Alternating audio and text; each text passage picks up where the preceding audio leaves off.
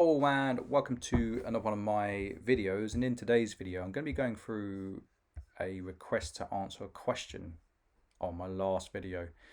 I'll just read it out because I've got it slightly under this window. Small request, if I may, of course. Would you be able to post, or would you be able to do a video about unsold items? I know that you can sell it below spot, but in brackets theoretically, let's say you can't sell it. Would you take it to a jewelry shop? I'll take it to a dealer. I'm sure that you would check firstly who pays the highest melting price. Well, let's kind of break that question down. So it all depends on the item. It really depends if it's got an intrinsic value. It depends if it's got numismatic value. I guess most numismatic coins will have an intrinsic value just by the nature of the business I'm in. Most things will sell. Now, I said in the past that I've changed how I do business. So I used to run reserves. I'd build the reserves up and I would sell when things would sell. If something didn't sell, it would go in the reserve. It doesn't mean that I could make a profit moving forward on it. It just means that the market didn't fancy what I was selling at the time. And that happens. Trends change. That happens quite a lot. There's things that I've bought and I've probably slightly overpaid, whether that be via a customer or via a supplier. There was many things that ended up in the reserve because I didn't want to take a loss at the time.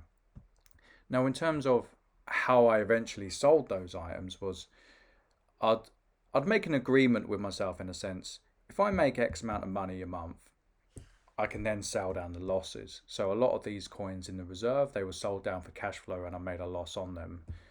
That's not a problem for me. I think any professional in the game has made losses here or there. It's always a balance being between getting stock in and paying fairly and underpaying and moving it quickly. But the less you pay, the less stock that comes in. So you've got to balance it between trying to get the stock in and trying to not pay too much that you end up in this situation. Now, there's some dealers, depending on what part of the buying spectrum you are. I spoke about that prior. You could be a cash for gold guy or a melt or a refiner, a bullion dealer or a coin dealer. It's a spectrum between how much you pay in concern to spread. Um, Now, for me, I'm one of the best payers out there. I'm a very competitive payer for most things. I can't.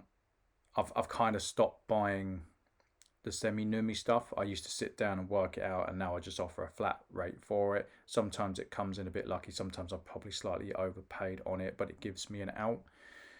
So yeah, with bits that I can't sell, it typically goes in a reserve. Now that's the first part of the question. The second part is what theoretically, I guess, if I can't sell it at a later date, I've got to get rid of it somewhere. I wouldn't take it to a jewelry shop. Jewelers are notorious for not paying much money for coins. My experience of jewelers is they should stay in their lane. Very few of them will value coins properly. They're used to making thick margins on jewelry bits.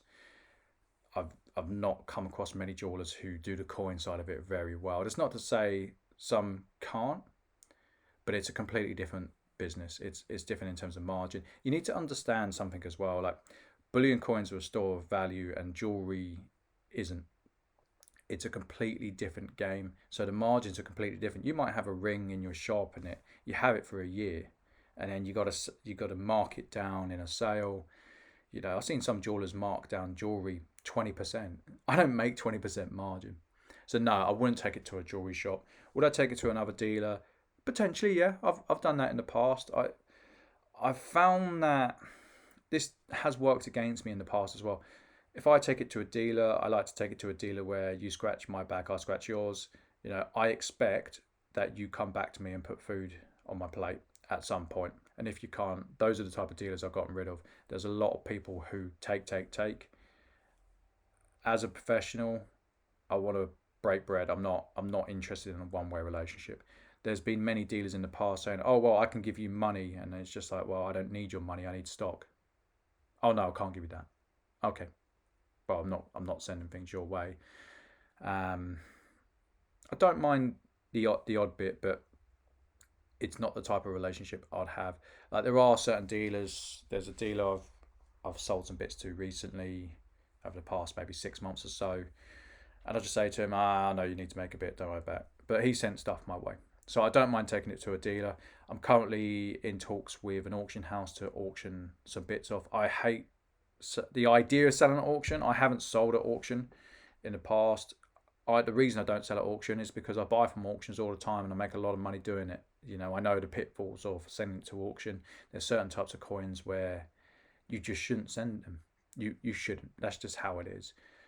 For me, they're very specialist coins. I think the auction is the right setting, and I can't seem to sell them on the open market. There's probably about £2,000 worth of coins. I'm factoring a £500 loss.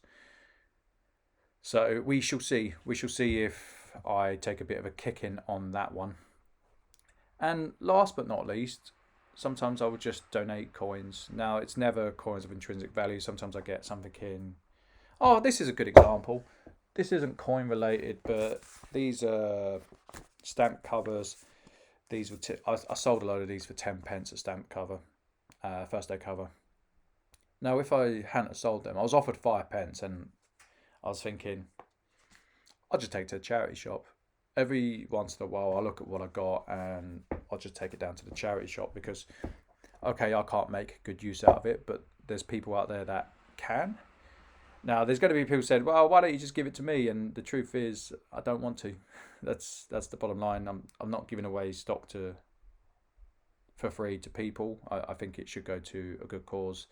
Some people think that's a bit flippant, I guess, but I don't know. I just think there's some people that are worthy causes and people with their hand out for no reason. It's hard. I get it. Like, times are tough, but I've had a lot of people over the last 8-9 years say stuff like that, and it wears thin on you. Very small percentage of people though, like talking like 1 in 1,000 people, but when you deal with tons and tons of people. So yeah, if I can't sell it, it goes in a reserve. If I can't sell it at a later date, I'm not taking it to jewelers. I might take it to a dealer, I might auction it, I might send it to charity. That's the bottom line. But most things, it's coins in and coins out. That's all down to how you buy though. So if you can hit the sweet spot of paying fairly and moving it when it comes in, you're not going to have these issues of having stock you can't sell.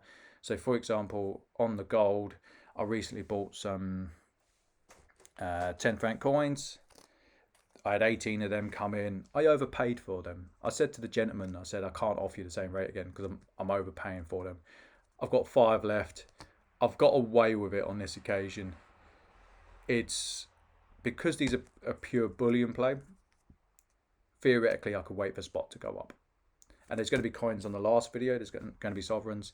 I'm not listing them. I'll wait for spot to go up. I've got enough cash flow for wait to spot to go up. It's more the semi-numi plays that you get stuck on because you end up paying more, and you can't always get rid of it quickly when you pay more. Now that does work on the reverse, on the flip side. So when you pay a flat rate, sometimes you end up with coins or rounds, bars, whatever, and you paid a flat rate and you're like, oh, this is worth a ton more than I paid.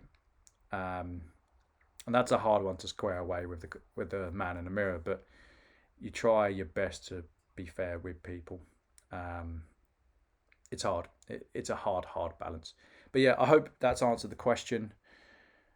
I've got a few more videos lined up. I've got Die of a Gold Coin Dealer tomorrow.